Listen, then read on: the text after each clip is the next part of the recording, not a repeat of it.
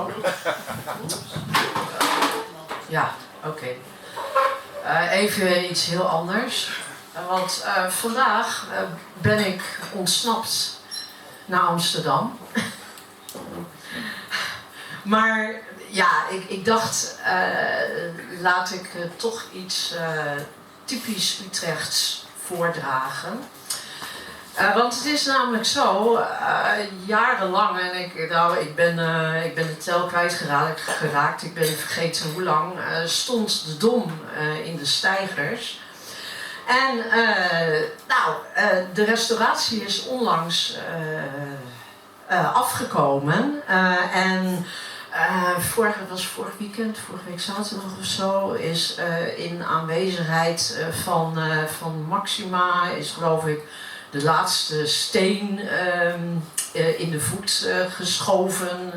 Zoiets, ja, ik was er niet bij, want ten eerste ben ik geen fan van het Koningshuis en ten tweede kan ik gewoon niet tegen. Ik denk dat zo'n beetje heel Utrecht ervoor was uitgelopen. Nou, daar had ik geen zin in om bij heel Utrecht te horen. Maar ik heb wel een gedicht aan de gerestaureerde Dom gewijd. En dat gaat als volgt. Opgelapt. Jarenlang was hij in een stalen corset geperst om onderhuidse ingrepen uit te voeren in dat gehavende lichaam, geteisterd door wind, regen, vrieskou en zonnestralen.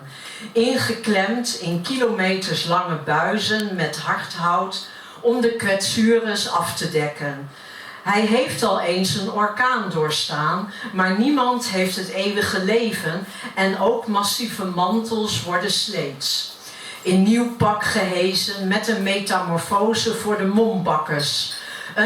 Een oogopslag in glas en lood, een wendbare windvaan, klinkend klokkenspel, bijpassende gepolitueerde ornamenten en bladgoud op de schouderbladen.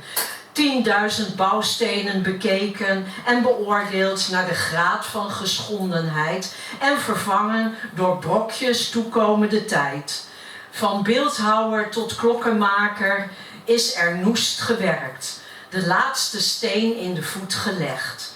De onverlaat met koevoet sloeg het corset aan stukken als sluitstuk. Nu is hij licht en bevrijd naar de hemel gerezen en kunnen zijn onderdanen nog heel lang zijn stralende verschijning kussen en aanbidden.